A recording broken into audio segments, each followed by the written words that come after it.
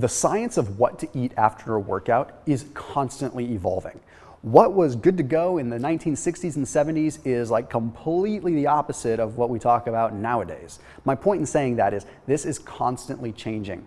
It's constantly going to twist and turn, and it's my job to consistently do research and find out new ways that you can get the most out of your post-workout meals. Whether you are following a low-carb diet, whether you're intermittent fasting, or whether you're just eating a traditional standard diet, I'm gonna give you the goods. So in this video, I'm gonna break down what you should eat or some ideas on what you should eat post-workout in the evening or post-workout in the morning. So this video is for everybody, whether you work out in the morning or the evening, and we're gonna touch on all of it. You are tuned into the internet's leading performance and fat loss channel with new videos on Tuesday, Friday, and Sunday at 7 a.m. Pacific time, and a bunch of other videos throughout the week too. Please go ahead and hit that red icon to subscribe to this channel, and then hit that little bell icon so you get notifications and know whenever I go live. All right, without further ado, let's break this down. I'm going to start by talking about the evening post-workout meal. And I'm not saying this because I prefer working out in the evening. Quite honestly, I prefer working out in the morning. But I'm talking about this because some of the studies and some of the science that I'm going to reference pertaining to the evening post-workout meal is going to make sense when we talk about the morning meal later in this video, okay? So this is all just practical information. Let me just get that on the table. Anything that I give you here does not have to be the gospel. It just is simply what you can apply and interesting science that might get you more benefits. So let's get right to it. In the evening, post-workout, keep it low fat. Even if you are keto, okay? If you are keto, if you are low carb, whatever, you should still keep the post-workout meal in the evening low fat. Why? Because our bodies store fat easier in the evening than they do in the morning. Okay, there was a study that was published in BMC Genomics that found that literally we have a higher level of muscle insulin sensitivity in the morning and insulin resistance in the morning, and that changes during the course of the day. Now, let me explain what that means. It means that our fat is more receptive to absorb fat that we eat in the evening. Simply put, if we eat more fat in the evening, we have a higher chance of it storing as body fat in the evening than we would if we ate that same meal in the morning. Okay? It all has to do with fat accumulation genes. Okay? So it's like fuel accumulation, how our body actually utilizes this stuff, and all just there's just a diurnal rhythm of our body that tells us when we store fat and when we don't. Now, additionally, in the evening time, we have an upregulation of specific carbohydrate transporters. Now, this is all going to make sense in a second. Because we have an upregulation of these glucose transporters and these GLUT transporters in general, we can get away with carbs in the evening more than we can in the morning. So, I'm putting it all together in a nice package for you, but here we go. So, keep your fat super low, but then you're going to want to go ahead and have maybe 10 or 15 grams of carbohydrates. You can have a little bit more in the way of glucose. So, I mean something like a starch, something like a rice cake, something that's going to absorb fast. You could even go online and get pure dextrose. My point, again, I'm going to make some sense of all this. Then you want to have like 10 to 15, even up to 20, it all depends, fructose. Okay, fructose is going to be coming from like a fruit. So a perfect example is like one rice cake and a half of an orange. Okay, we're not talking a lot of carbohydrates. Here's what happens.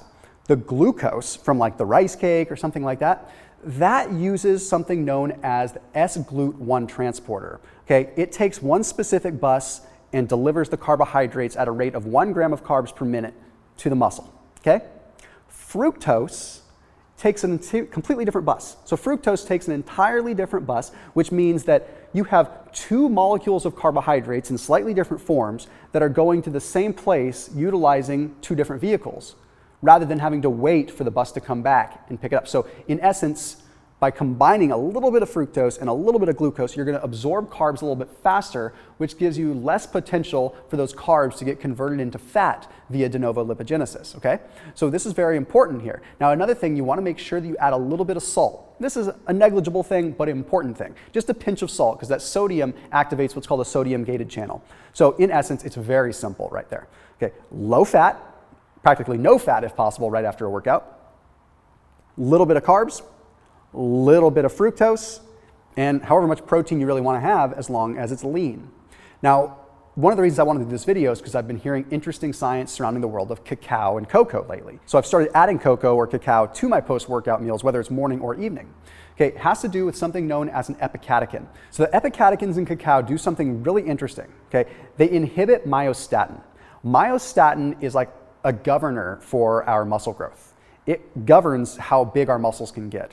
Now I'm going to give you just an extreme example. If you've ever seen like Ripley's Believe It or Not, you've seen these things called Belgian blue cows. They're kind of a novelty cow out in Europe, but basically they have a myostatin deficiency, which means they don't produce myostatin. So they get ginormously jacked, like super huge jacked ripped cows. Okay, it's kind of funny, but it's a perfect example because that's what happens in a body when you have no myostatin or very little. Essentially, cacao inhibits myostatin in the human body to a degree. So it allows our muscles to get a little bit bigger, which means we can absorb more protein and utilize it more. So that's just a cool benefit. So I add like a tablespoon of cacao to whatever I'm doing for post-workout, even if it's cooking with it. Okay. Another thing is it upregulates what is called uncoupling protein 2. Now, hear me out on this again. I know I'm going sciencey here, but uncoupling protein 2 just helps increase fatty acid synthesis within the liver.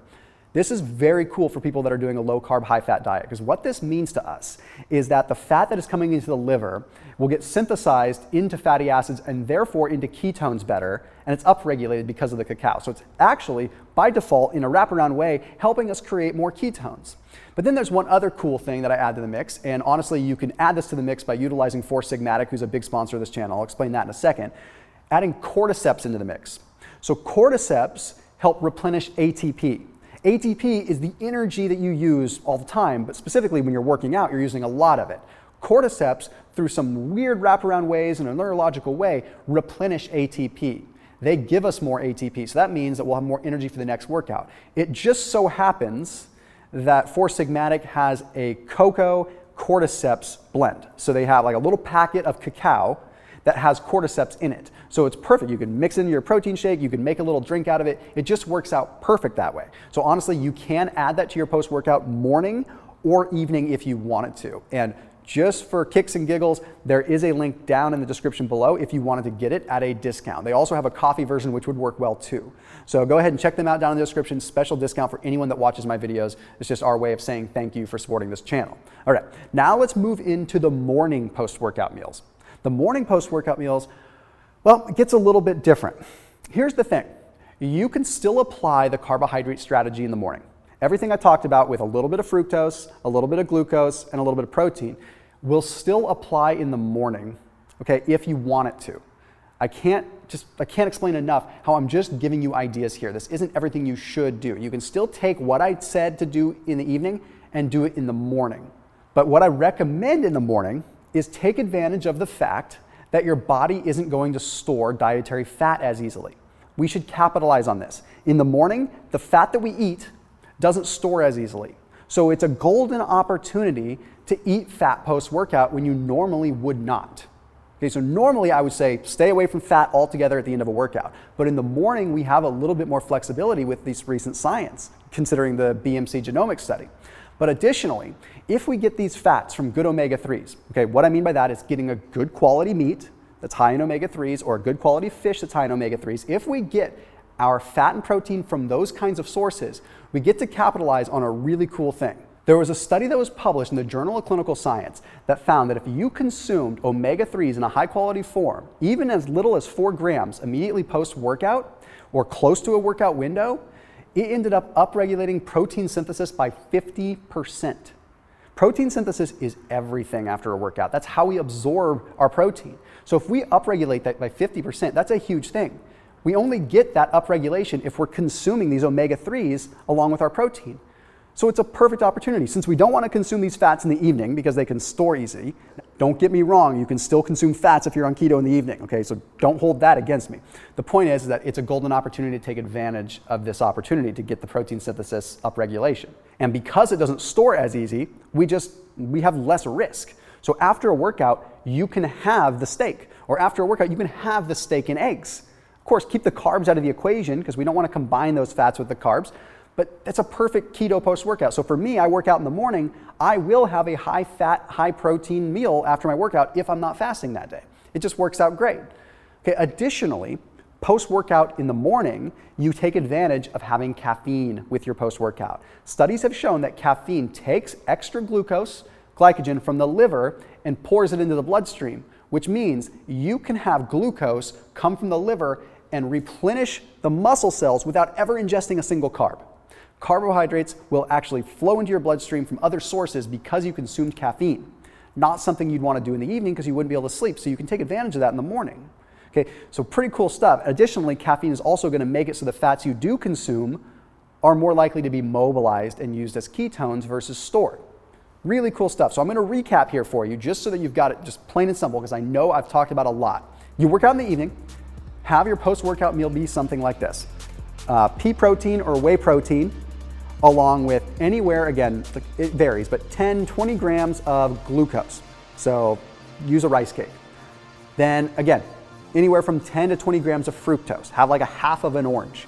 Not a lot of carbohydrates, okay?